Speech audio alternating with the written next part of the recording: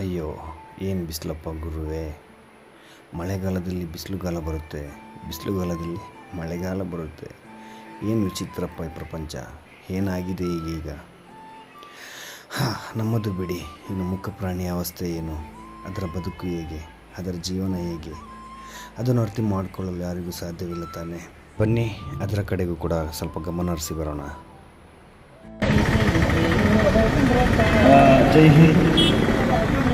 ಜನಸಹಾಯ ಸೌಹಾರ್ದ ವೇದಿಕೆ ನೋಡುವಾಗ ಎಲ್ಲ ಅಂದುಕೊಳ್ಳುತ್ತಾರೆ, ಈ ಥರ ಸಂಘ ಸಂಸ್ಥೆ ಹಲವಾರು ಇದೆ, ಹಲವಾರು ಥರದಲ್ಲಿ ಕೆಲಸ ಮಾಡುತ್ತಾರೆ ಅನ್ನೋದು. ನಾವು ಅಂದುಕೊಂಡ ಹಾಗೆ ಯಾವುದು ಕೂಡ ಸುಲಭ ಅಲ್ಲ. ಇಲ್ಲಿ ಇರುವಂತಹ ಪ್ರತಿಯೊಂದು ಜನಸಹಾಯ ಸೌಹಾರ್ದ ವೇದಿಕೆಯ ಮೆಂಬರ್ಸ್ಗಳು ತಮ್ಮದಾದಂತಹ ಕೆಲಸ ಕಾರ್ಯವನ್ನೆಲ್ಲ ಬಿಟ್ಟು ಈ ಸಂಘಟನೆಗೋಸ್ಕರ ತುಂಬಾನೇ ಶ್ರಮ ಪಡ್ತಾರೆ ಅಂತ ಹೇಳ್ತೀನಿ. ಹಾಗೆ ನಾವು ಈ ನಮ್ಮ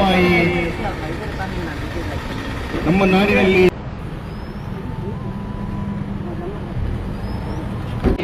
ಹಾಗೆ ಇವತ್ತು ಈ ಕಾರ್ಯಕ್ರಮದ ಪ್ರಮುಖರು ಇವತ್ತು ಕಾನ್ಸೆಪ್ಟ್ ತಂದವರು ನಮ್ಮ ಜನಸಹಾಯ ಸೌಹಾರ್ದ ವೇದಿಕೆಯ ಉಪಾಧ್ಯಕ್ಷರಾದ ಶ್ರೀಯುತ ಆರಿಫ್ನವರು ಕೂಡ ಧನ್ಯವಾದಗಳನ್ನು ತಿಳಿಸ್ತಾ ಇದ್ದೀನಿ.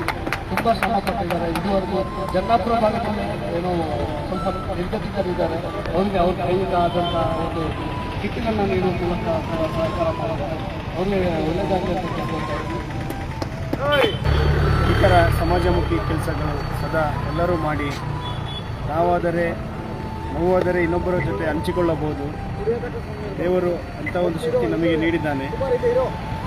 ಈ ಪ್ರಪಂಚದಲ್ಲಿ ಎಲ್ಲರಿಗೂ ಗೊತ್ತಿದೆ, ಮೂಗ ಪ್ರಾಣಿಗಳ ನೋವನ್ನು ಹಂಚಿಕೊಳ್ಳಲು ಇನ್ಯಾವುದೇ ಒಂದು ಶಕ್ತಿ ದೇವರು ಕೊಟ್ಟಿಲ್ಲ ಅನ್ನೋದು ಎಲ್ಲರಿಗೂ ಗೊತ್ತಿದೆ. ಮೂಗ ಪ್ರಾಣಿಯ ನೋವನ್ನು ಮನುಷ್ಯ ಜೊತೆಯಾಗಿರುವಂಥ ನಾವೇ ಅದನ್ನು ಅರ್ಥ ಮಾಡಿಕೊಂಡು ಹಂಚಿಕೊಂಡು ಇದಕ್ಕೆ ಬೇಕಾಗಿರುವಂಥ ಸೌಲಭ್ಯವನ್ನು ಮಾಡಿಕೊಡಬೇಕು.